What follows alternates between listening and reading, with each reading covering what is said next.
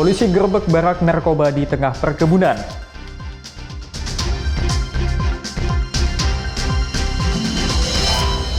Topan Ginting jadi saksi di sidang korupsi proyek jalan.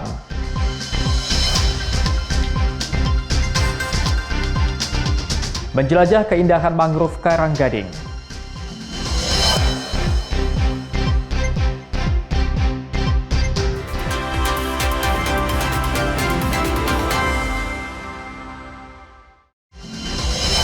Halo, selamat pagi saudara. Kompas Sumut hari ini hadir dengan beragam informasi penting dan menarik dari Sumatera Utara. Selain 3 sorotan tadi, sejumlah informasi lain akan kami sajikan dalam Kompas Sumut. Bersama saya Emir Syapurba, inilah Kompas Sumut selengkapnya di Kompas TV, independen terpercaya.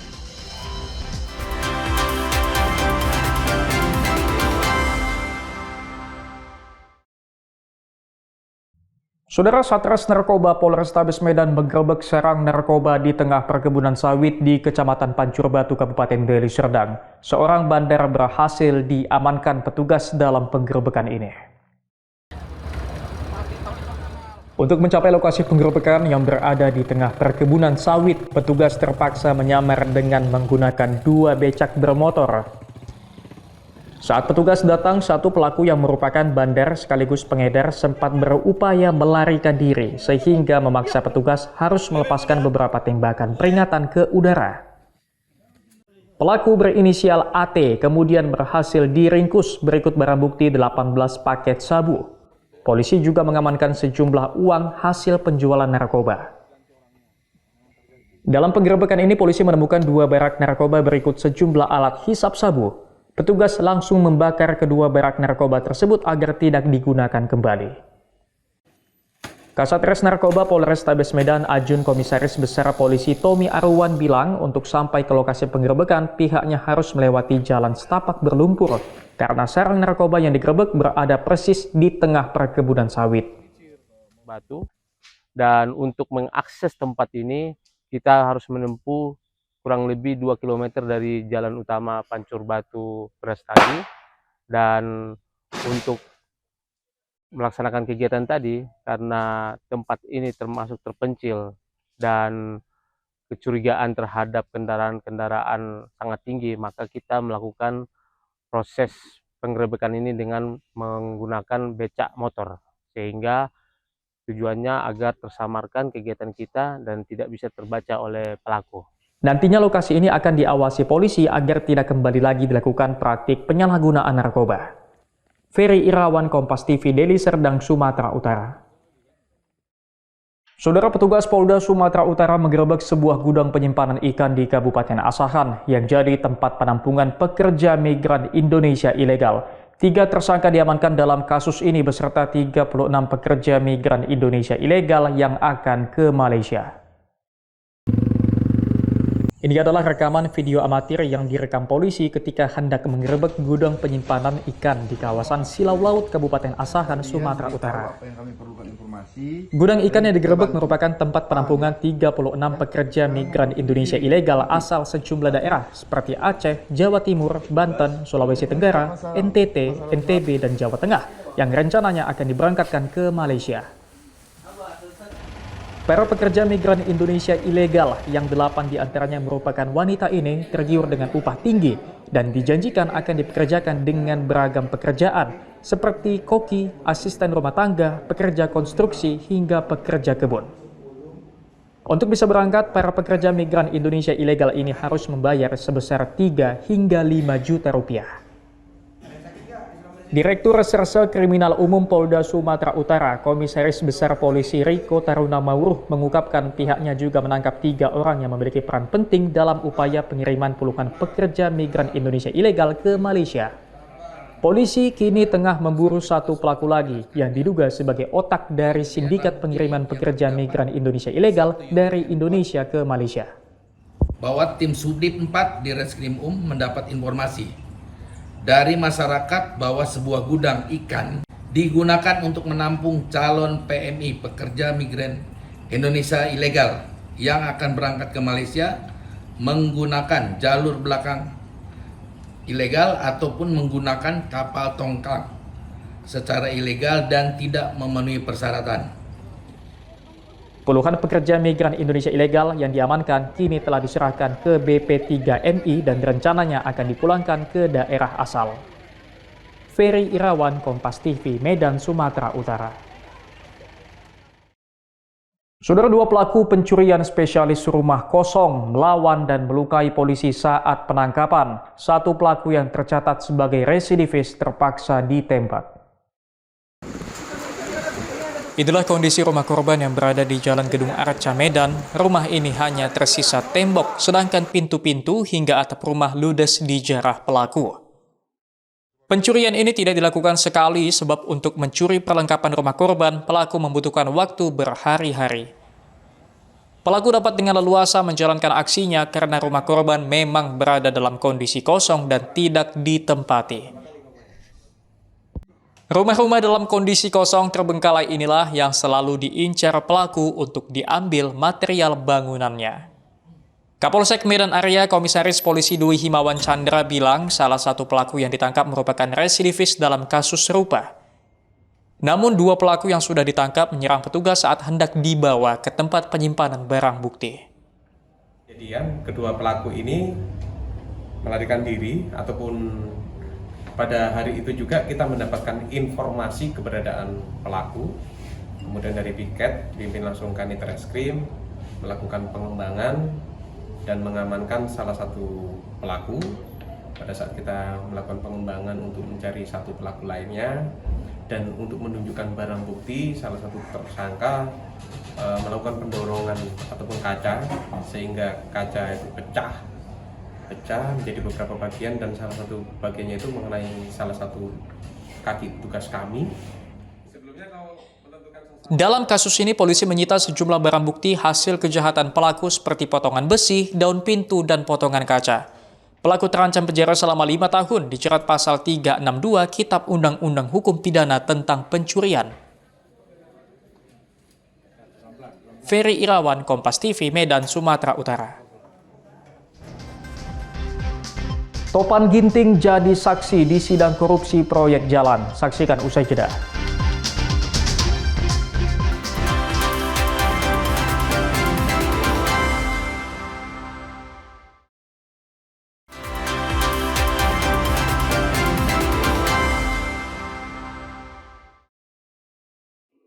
Masih bersama saya Emir Syapurba dalam Kompas Sumut. Saudara, mantan Kadis PUPR Topan Ginting mengaku pembangunan jalan di Tapanuli Selatan untuk mendukung visi misi Gubernur Sumatera Utara.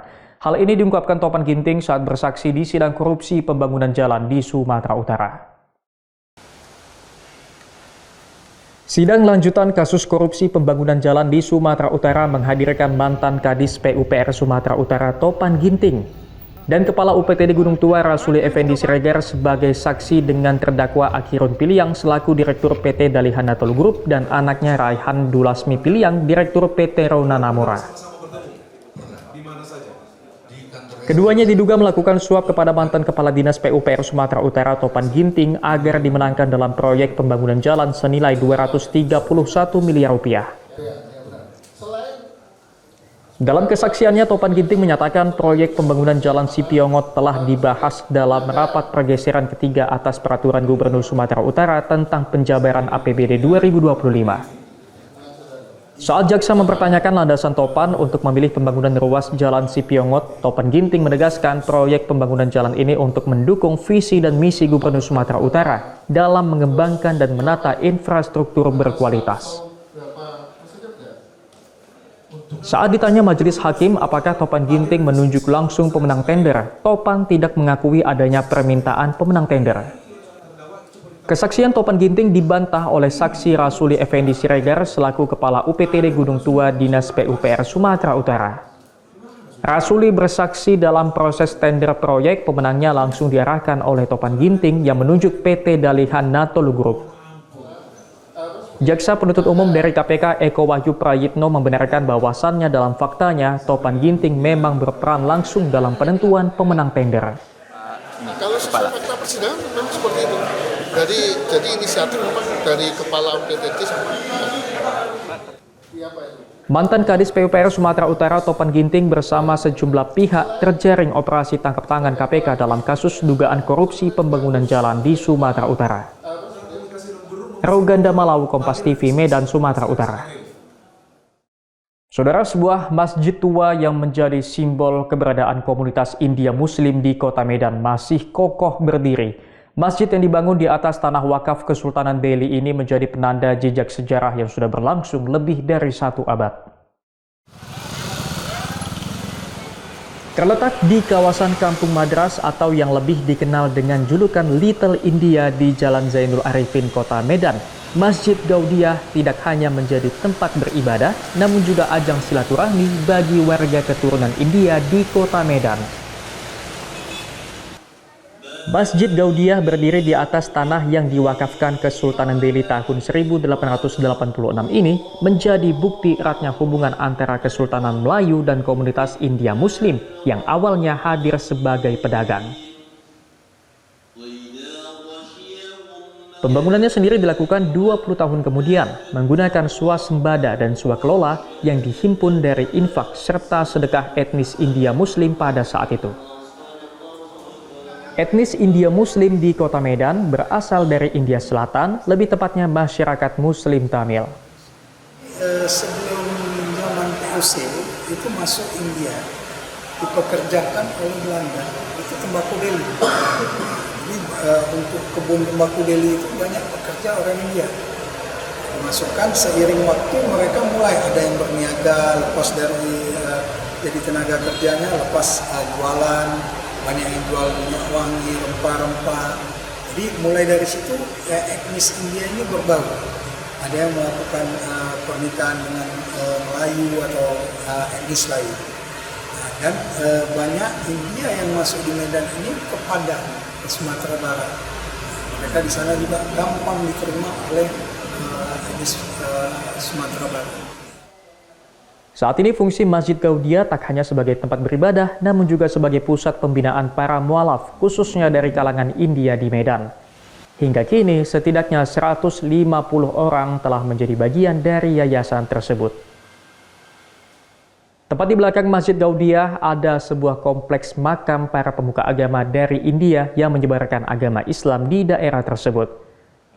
Salah satu makam ulama yaitu makam Abdul Jalil yang merupakan imam pertama di masjid tersebut. Masjid Gaudiah yang masih berdiri kokoh hingga kini merupakan penjaga memori, saksi perjalanan dan simbol persaudaraan di tanah perantauan. Nurul Hasanah, Roganda Malau, Kompas TV, Medan, Sumatera Utara. Saudara, berbekal kreativitas seorang anak muda di kota Medan berhasil mengolah limbah plastik menjadi aneka kerajinan yang bernilai ekonomi tinggi. Upaya pengelolaan limbah plastik ini juga merupakan kampanye pada masyarakat untuk ikut menjaga lingkungan.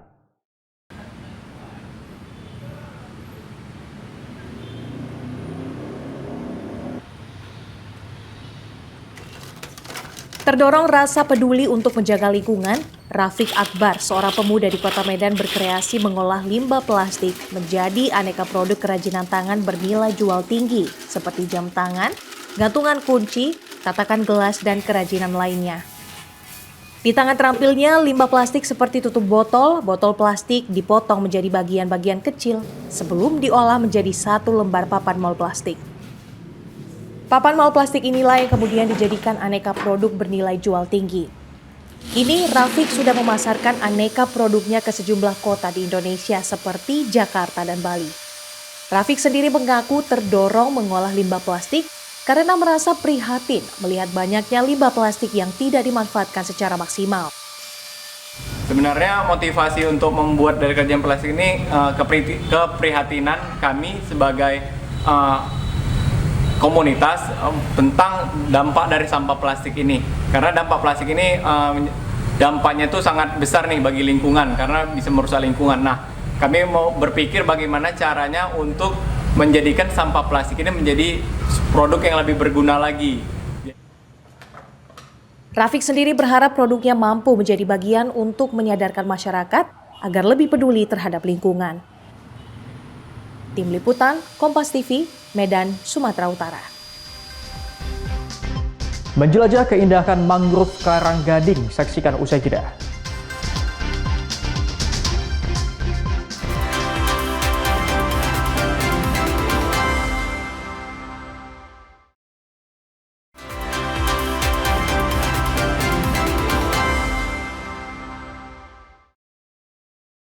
Masih bersama saya Emir Syapurba dalam Kompas Sumut. Saudara, Suaka Marga Satwa Karanggading di Kabupaten Langkat menjadi destinasi wisata alam yang menawarkan keindahan serta keanekaragaman flora dan fauna yang unik.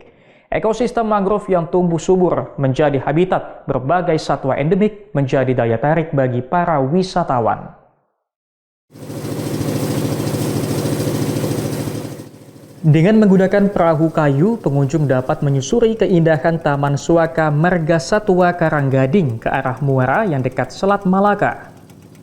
Selama di perjalanan, pengunjung dimanjakan dengan pemandangan beragam jenis tumbuhan mangrove serta dapat melihat beberapa jenis bangau yang terbang bebas. Pengunjung juga diajak ke sebuah pulau kecil yang ditumbuhi tanaman mangrove. Di sini, setiap pengunjung diberi bibit mangrove untuk ditanam sebagai bentuk kontribusi nyata terhadap kelestarian alam.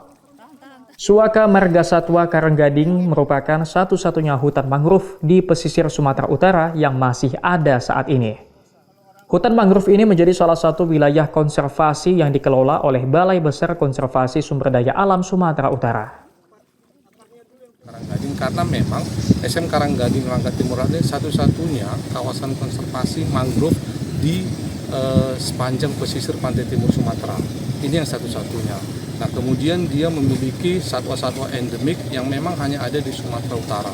Misalnya seperti tuntong laut, kemudian juga ada lutung tadi kita lihat, kemudian juga ada bangau tuntong, bangau bluok. Nah, itu tadi ada yang di posisi yang di kelelawar tadi. Nah, itu ada bangau bluok nampak satu. Nah, itu memang yang menjadi potensi. Kemudian juga. Sementara itu, salah seorang pengunjung asal Medan mengaku sangat kagum dengan kondisi hutan mangrove yang masih terjaga. Bisa dibilang cukup baik ya, kalau dari segi akses dan untuk potensi wisatanya juga sepertinya ke depan bakal bagus karena banyak spot-spot yang memang cukup unik yang memang nggak didapatin juga di tempat lain. Seperti tadi kawasan mangrove-nya juga dalam proses, ada yang sebagian udah ada sekian, ada juga yang memang dalam proses penanaman dan perawatannya juga menurut pengelola tadi juga terus dikembangkan, terus dimaksimalkan ya. Jadi ke depan mungkin untuk jadi tempat wisata berpotensi lah. Mengunjungi Suaka Marga Satwa Karanggading dipastikan akan memberikan pengalaman wisata yang menyenangkan dan akan meninggalkan kesan mendalam akan pentingnya menjaga dan merawat alam. Dedi Zulkifli Terigan, Kompas TV, Langkat, Sumatera Utara.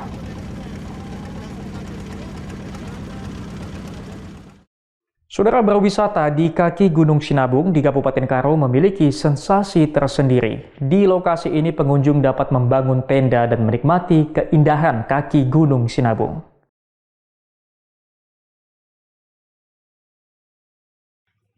Di kaki Gunung Sinabung ini, tepatnya di Desa Kutarakyat, kita dapat melihat dengan jelas Gunung Sinabung yang mencoba untuk menghijau kembali usai diterpa erupsi yang cukup besar sekitar 10 tahun yang lalu. Asap tipis dan kabut yang menembus puncak Gunung Sinabung menjadi landscape yang unik dapat kita saksikan dari sini. Dengan fasilitas yang cukup banyak dan dapat digunakan, sangat cocok bagi wisatawan membawa keluarga. Selain lapangan yang luas untuk bermain anak, ada juga kamar ganti dan fasilitas kebersihan di tempat ini.